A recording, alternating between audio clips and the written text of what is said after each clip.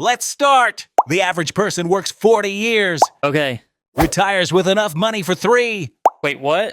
Federal Reserve 2023. So where did the other 37 years go? Same place every generation's money went. Which is? Nowhere. It just looked like somewhere. And the worst part, they all thought they were doing it right. What mistake did they make? That's the video. Take someone who's 68 now, bought a house in the suburbs in the 80s when owning property was the signal, not just a home, a signal that you'd made it, that you were stable, that you were someone. The bank approved him for the biggest mortgage he could qualify for. He took it, of course he did. Everyone did. And the house went up in value? 4 times what he paid. So he won? On paper. What's the problem? Almost everything he has is sitting inside 4 walls he still lives in. Can he sell? He's been there 40 years, and the pension he was counting on got quietly restructured away in the 90s. So the house was the whole plan. That was the mistake, not the house. Believing the house was enough. This is called lifestyle creep. A study from the Employee Benefit Research Institute found that households in the top income quartile still report feeling financially stretched.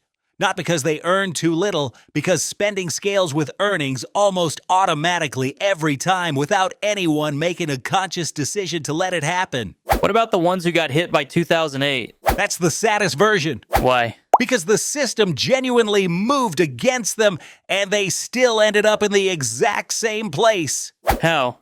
The trap adapted. Picture someone around 38 right now, early career wiped out by the financial crisis. At exactly the wrong moment, housing became untouchable, real wages barely moved, so he spent on what he could actually afford: experiences, travel, weekends away, concerts, subscriptions, and the entire culture told him this was actually the smart move.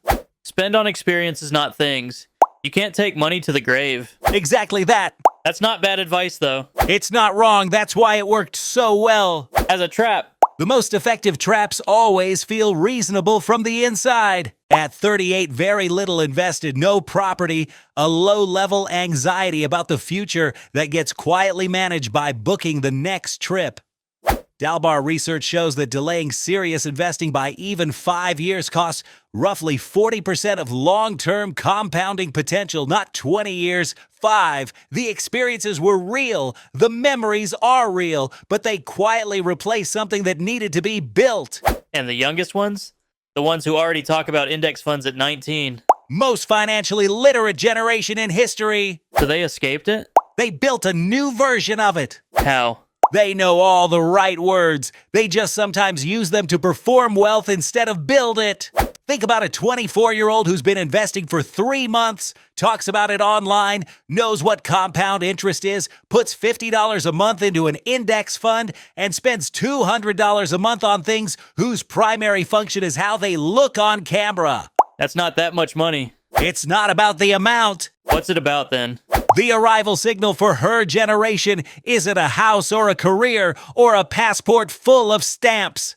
What is it? An aesthetic, a setup, brands that say, I have taste, I have money, I have arrived, to an audience of thousands, while the actual number stays small. Posting about investing while the investing stays small. She's not doomed. She's 24 and already ahead of most people at 24, but the trap is there. Same trap it's always been, just with better lighting. So what's the way out? Same for all of them. Which is? Be willing to look less wealthy than you are so your actual wealth can grow faster. That's it. That runs against every social instinct we have. So nobody does it. Some people do. They're just quieter about it. For the 68-year-old, keep the house, but fund everything else alongside it. Not one asset, one bet. For the 52-year-old, one lifestyle upgrade per raise, bank the other half. For the 38-year-old, one real trip a year instead of 4 smaller ones. Put the difference somewhere that compounds quietly every month. For the 24-year-old, make the actual number the thing worth talking about. Build it faster than you build the appearance of it. These are patterns in the data, not rules for your specific situation. A financial professional who knows your full picture is always a better starting point than a video. So which version am I in? You already know. How? Because you've been watching this video instead of checking your portfolio. Assets first, lifestyle second, not forever. Just until the assets are doing enough work that the lifestyle takes care of itself. And if I start now? Then the answer to that question stops being 3 years. 4 generations, 4 different costumes, 1 trap, and 1 way out.